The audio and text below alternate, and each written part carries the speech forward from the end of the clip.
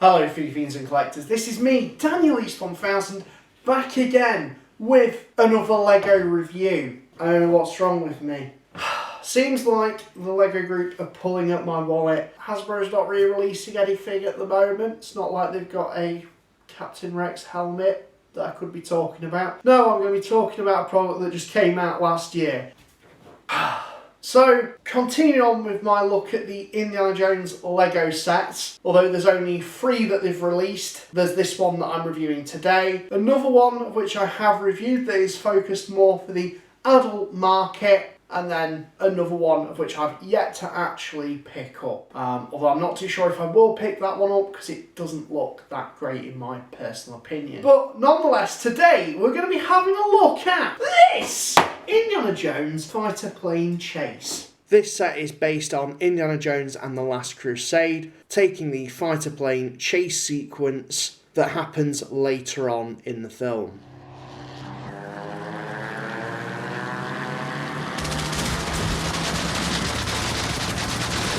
This is intolerable! Is it all it's cracked up to be? Let's find out in this review that I will do for you. As always though, we're going to be taking a look at the packaging because everyone loves looking at the packaging. You got this pretty standard artwork. This is more for the child-friendly audience, although that can be debatable, as we'll discuss in the review. As you probably saw from my other Indiana Jones review, which was more on an adult-friendly set, that's more of a black premium look. This has more of a child-friendly face on it that's inviting to an 8+ audience. You've got the Indiana Jones logo at the top there, nice little picture of the Indiana Jones minifigure at the top. Nice little CGI mock-up with the fighter plane pursuing Indy and his dad, Henry Jones Sr., as they're running away from Berlin. By the personal command of the Fuhrer, secrecy essential to success, eliminate the American conspirators. Germany has declared war on the Jones boys. As always, you've got a nice bit of picture work on the side there, Indiana Jones logo. On the other side, same sort of dealio, and on the top, you've got a minifigure, scaled representation, run down the minifigures that the set comes with, name the set itself in various different languages, LEGO Indiana Jones, and on the back you've got a rundown of some of the play features, recreating some of the scenes from the film as well. And on the very bottom you've got a ton of legal MacGuffle. So, that's the box out the way and done with. Let's crack this thing open.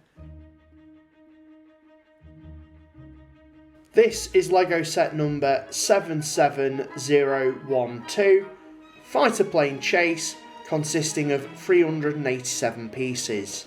It comes with 3 separate bags, of which weirdly enough come in this paper bag style that I've not come across before. Although when you open up the contents of these, there's plastic bags as well, which is really confusing. Not sure what LEGO was going with there, but it's nice to see LEGO taking a more eco-friendly approach to things. You've also got stickers, less said about that the better, and an instruction manual, of which is incredibly basic, nothing to really talk about on that front, very standard stuff. So let's get into the build.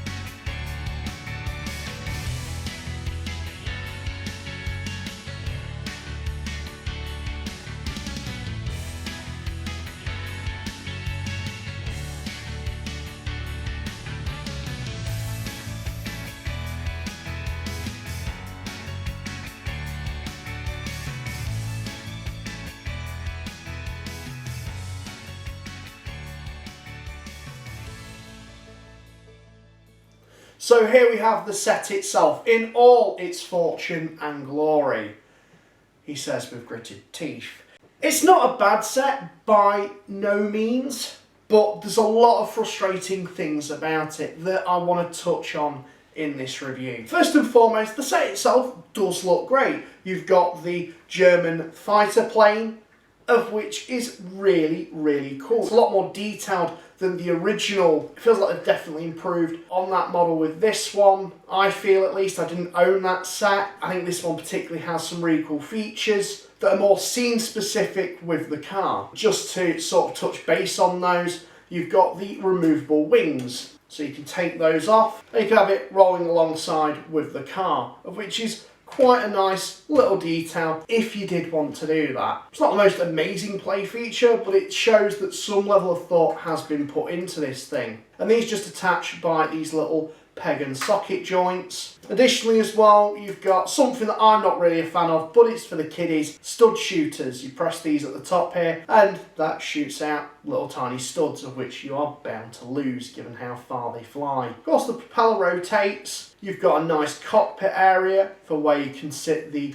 German fighter pilot. There's also some cool flame detailing that you get to attach onto this. And it just overall looks really, really nice. But what I can't forgive this set for is something that I will touch base on in a little moment. Just because we need to talk about the cart that it comes with, which is a lovely little build. Really, really quite sweet and endearing. You've got Indy and his dad, which it sits both of them quite nicely in. Some really cool building techniques to put this together. I love the storage area in the back with the trunk, of which can open up, so you can put any of the little accessories that they come with stored into that. There's a little steering wheel. You've got the front headlights and the front grille, which is a nice little build component. Quite a striking feature, I would say. But also, if we look at the back, they could have really left this quite plain, but instead they did include the additional tyre cover. Looks really, really nice and quite accurate to the film. It's a car. I'm not really a car enthusiast, so this doesn't really get me that excited, other than the fact that it looks like the car that's in the film.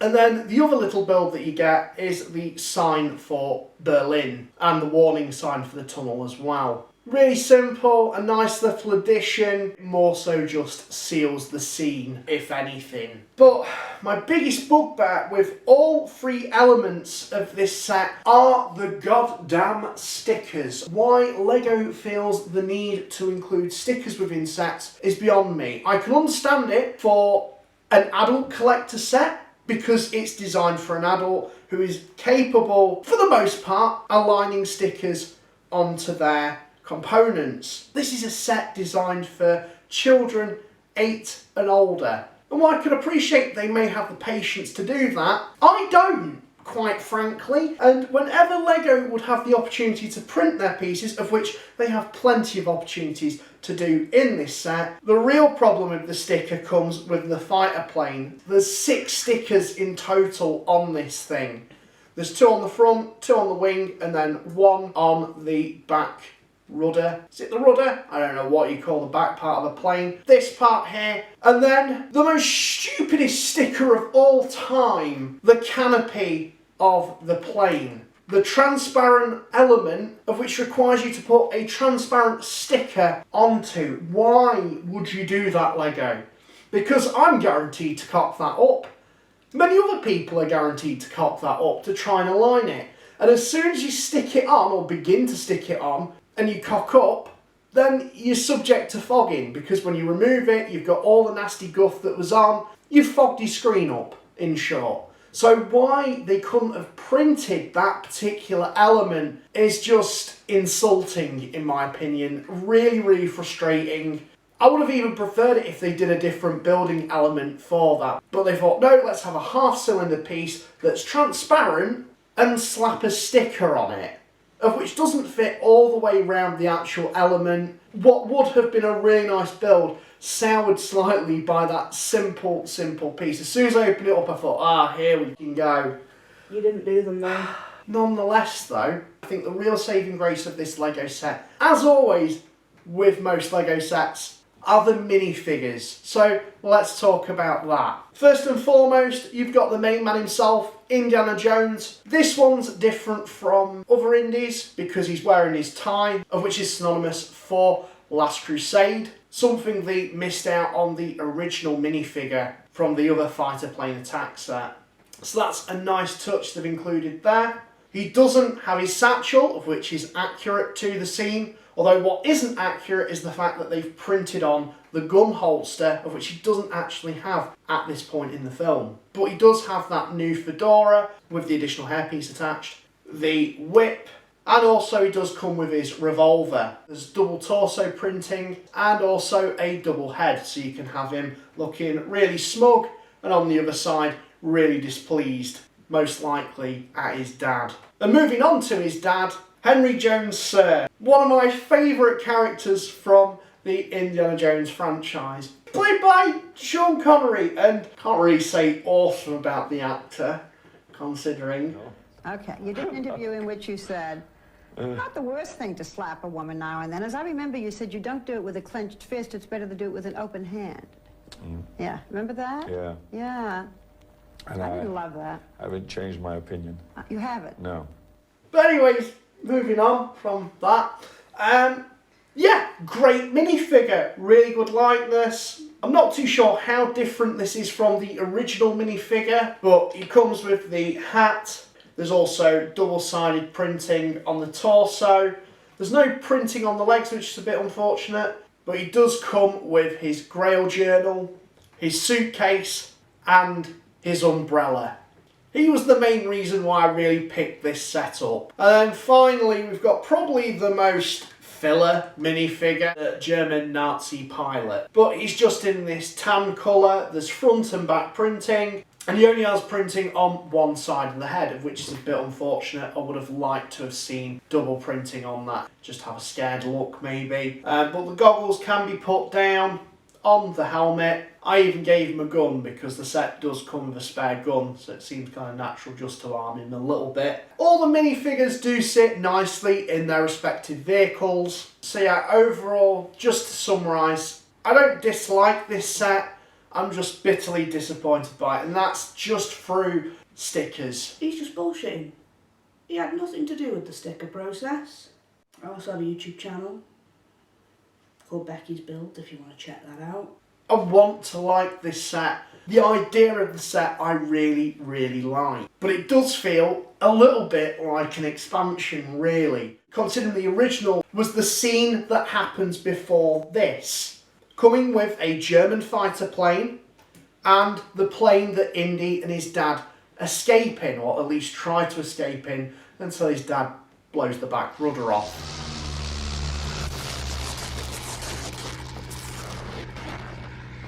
Dad, are we hit?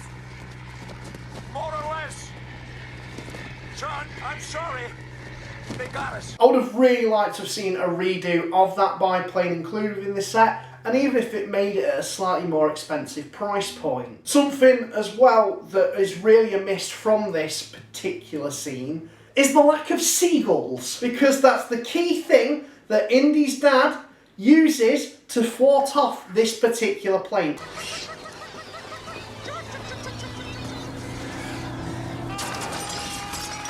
I can understand LEGO wanting to omit killing of said seagulls, but they could have just had that somewhere in the set. You didn't need to make it graphic at all. Just have a couple of seagulls. You've got the component to reuse LEGO, so reuse it. 3 or 5 seagulls would have been enough for me. Just even on that base plate, scattered around, of which, you know, you could recreate the scene more accurately, but no, we didn't even get that. I'm not angry at all really with this set, I'm just bitterly disappointed because it does seem like such a weird choice. There's lots of incredible moments from Last Crusade that they could have done. They took the bones of an original set, redid it slightly, just not quite as good. And that could also be said for the Raiders of the Lost Ark set, of which is the resting place of the Ark of the Covenant. That's basically a redo of a set that they did before, just with a few more flashier features. At the end of the day, I would have liked to have seen LEGO do a bit more of a different approach. LEGO feels a little bit lazy in that regard. Again, disappointed because this set could have been a lot more. I don't know how you guys feel about this. The minifigures are fantastic and naturally will be a reason why people want to pick it up. The car build to me isn't particularly an iconic Indiana Jones vehicle. There's plenty of iconic vehicles from the franchise that they could have picked on.